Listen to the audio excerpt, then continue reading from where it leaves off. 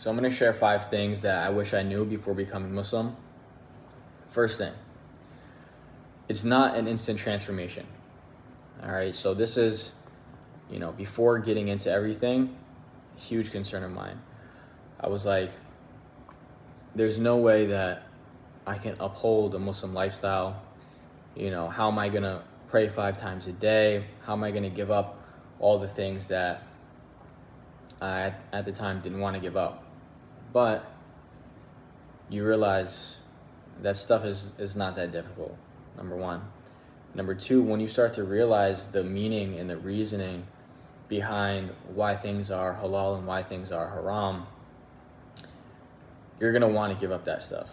And you're going to want to start to progress towards doing the things that God wants us to do. It'll be much easier once you realize that. One of the hadiths I wanted to mention are the best of deeds are those that are consistent, even if small. So this shows just like the importance of not trying to switch things overnight, not trying to be an imam after taking your shahada, right? It takes time. I'm still obviously on that journey, but just know that it's just the consistency, the ability to take those small steps, just one foot in front of the other, and work towards getting better. So the second thing is having good intentions. Intentions mean everything. There's a hadith that says your actions are but by intentions. So again, kind of along the lines of the first point, it's not about being perfect, but it's about having the right intentions and moving forward. Allah sees your heart. He doesn't just see your actions. So as long as you're keeping your intentions pure, everything else will begin to follow. I remember one of the things that a couple people were saying when I was in between, religions and considering, getting into Islam, was that I'm just doing it because it fits my personality. That's why I'm looking more into Islam. And so I had to ask myself, I had to see, is this really why I'm becoming a Muslim? After some introspection, obviously, that's not the reason why. The reason why is because I genuinely feel like it's the truth, and I wanted to seek that.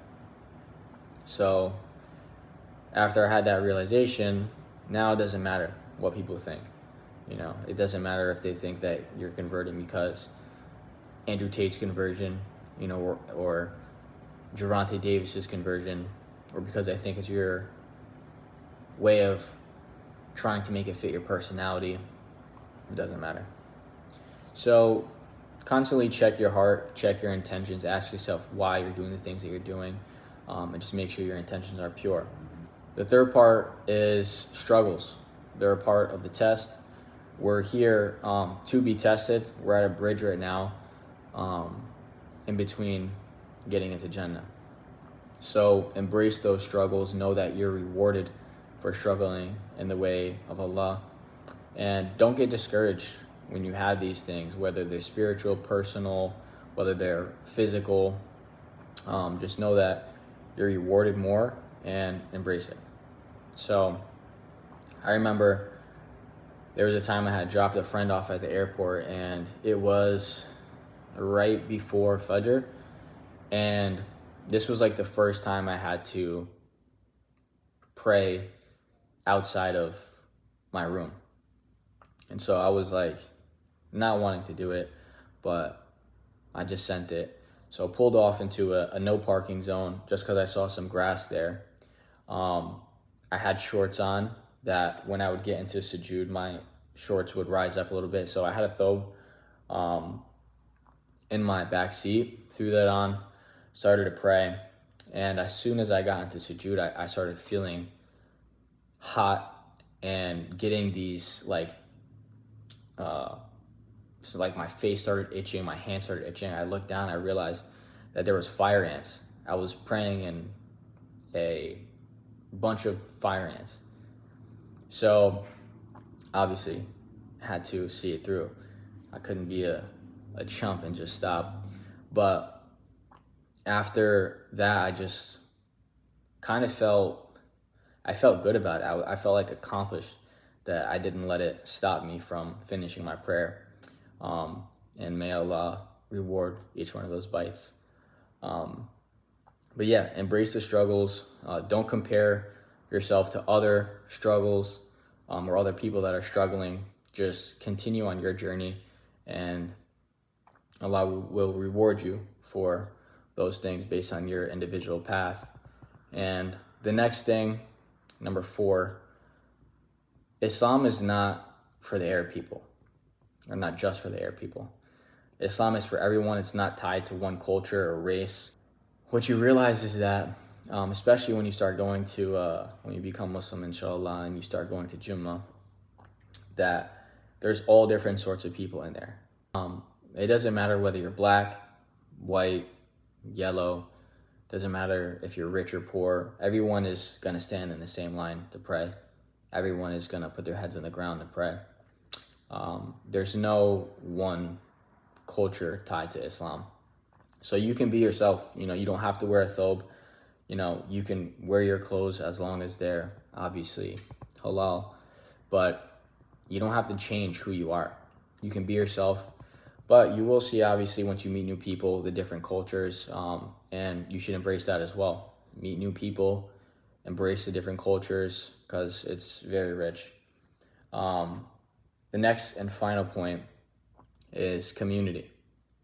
So being around people who share your beliefs is extremely important.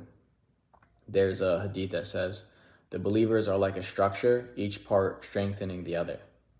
And so, your community is going to help you stay on the straight path. The brotherhood that you're going to have, inshallah, is going to be able to be a co-working thing. You guys are going to be able to help each other, especially for new Muslims.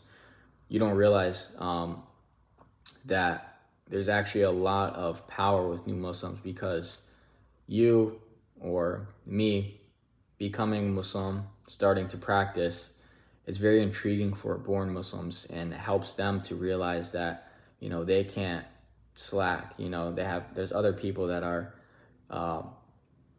starting from ground zero and trying to make their way up.